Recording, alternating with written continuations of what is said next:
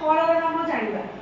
ଆଜି ଆମେ କ'ଣ କେତେଟା ଫଳର ନାମ ଜାଣିବା, ତାର ଇଂଲିଶ ଜାଣିବା, ତାର ଓଡ଼ିଆ ଜାଣିବା, ସବୁ ଜାଣିବା।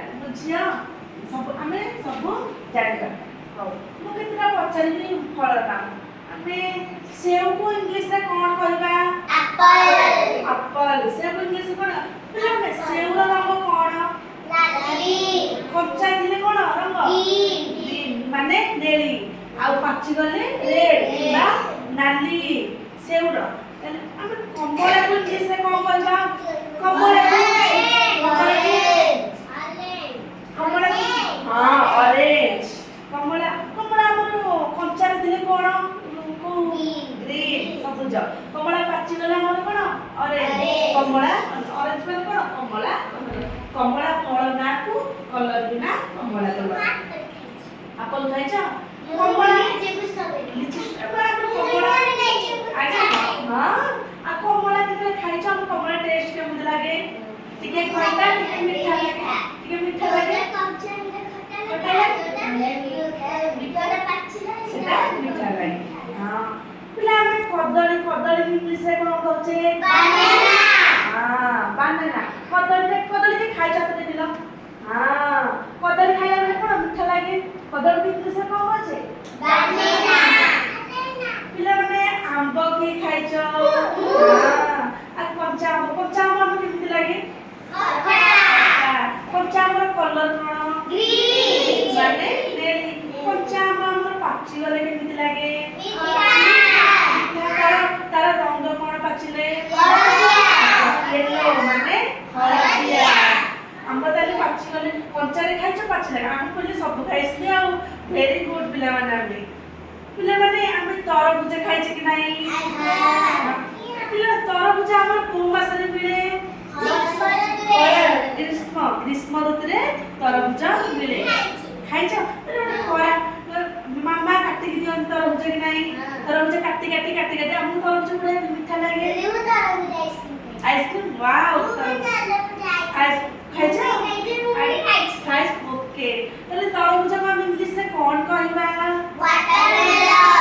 ତରଭୁଜକୁ ଇଂଲିଶରେ କ'ଣ କହିବା? ବଢିଆ ପିଲା, ଭେରି ଗୁଡ୍। ବହୁତ ଟ୍ୟାଲେଣ୍ଟ ଅଛି ପିଲାମାନଙ୍କର। ପିଲାମାନେ ଆମେ ସପୁରୀ ଖାଇଛେ କି ନାହିଁ? ସପୁରୀ ଖାଇ ଦେଇଛ? ହଉ ସପୁରୀ କ'ଣ ଲାଗେ ଆମକୁ? ଆମେ ସପୁରୀରେ କ'ଣ ମିଶେଇ ଖାଇଲେ ଆମକୁ ଟେଷ୍ଟ ଲାଗେ? ଲୁଣ, ଲୁଣ ଟିକେ ଲଙ୍କା ଗୁଣ୍ଡ ଏମିତି ମିଶେଇ ଖାଇଲେ ଆମକୁ ଟେଷ୍ଟ ଲାଗେ।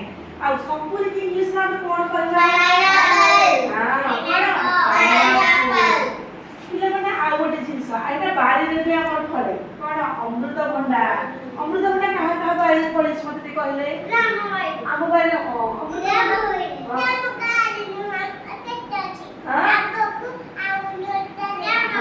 ଅମୃତଭଣ୍ଡା କଞ୍ଚା ଆମର କୋଉ କଲର ଦିଏ? ଅମୃତଭଣ୍ଡା ପାଚିଗଲେ ଆମର କୋଉ କଲର ଦିଏ? ଅମୃତଭଣ୍ଡା ମାମା କାଟି ଦିଅନ୍ତି, ଖାଇବ ସବୁ? କାଟିଲେ ଖାଉଛ ସବୁ? ଅମୃତଭଣ୍ଡା ଆମର କ'ଣ ଲାଗେ? ଖାଇଲେ ପାଚିଗଲେ ମିଠା। ଆମ ହସିବା ପାଇଁ ବୋଉ କେଡ଼େ ବଡ଼ କାମ କରୁଛ। ଲିଚୁ ଲିଚି। ତମେ କ'ଣ ଖାଇଛ କହୁଥିଲ? ଲିଚି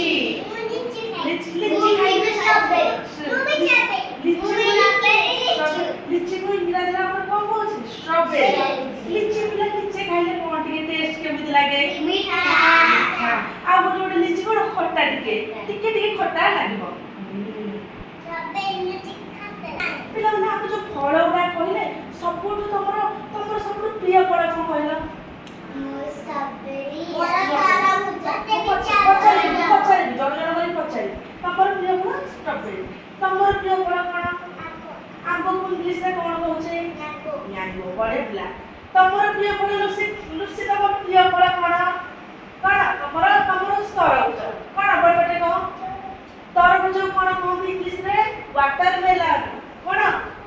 ୱାଟରମେଲନ୍। ତମର ପ୍ରିୟ ଫଳ କ'ଣ? ପିଜୁଳି। ପିଜୁଳିକି ଇଂଲିଶରେ ଆମର କ'ଣ କହନ୍ତି? ଗୁଆଭା। ପିଜୁଳି ଖାଇଲେ ଟେଷ୍ଟ ଲାଗେ। କଞ୍ଚାରେ ପିଜୁଳିର ଭିତର ଅଂଶ କ'ଣ? ଧଳା। ପାଚିଗଲେ ପିଜୁଳିର ଭିତର ଅଂଶ କ'ଣ? ନାଲି। ତମର ପ୍ରିୟ ଫଳ କ'ଣ? ଲିଚି ଷ୍ଟ୍ରବେରୀ। ଲିଚି ବଢ଼ିଆ ଲାଗେ କି ନାହିଁ? ତମର ପ୍ରିୟ ଫଳ କ'ଣ? ମାନେ କଦଳୀ କଦଳୀ ଯେ ତମେ ସବୁଦିନ ଖାଉଛ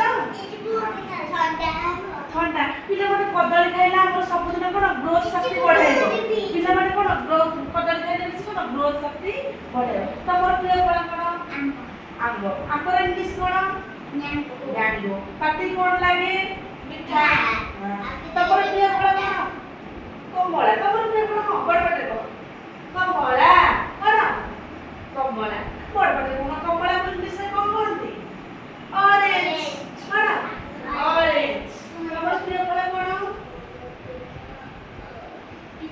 ପିଜୁଳି ପିଜୁଳି ଇଂଲିଶରେ କ'ଣ କହନ୍ତି ଗୁଆଭା ଗୁଆଭା ପିଜୁଳି ଖାଇଛ ଭଲ ଲାଗୁଛି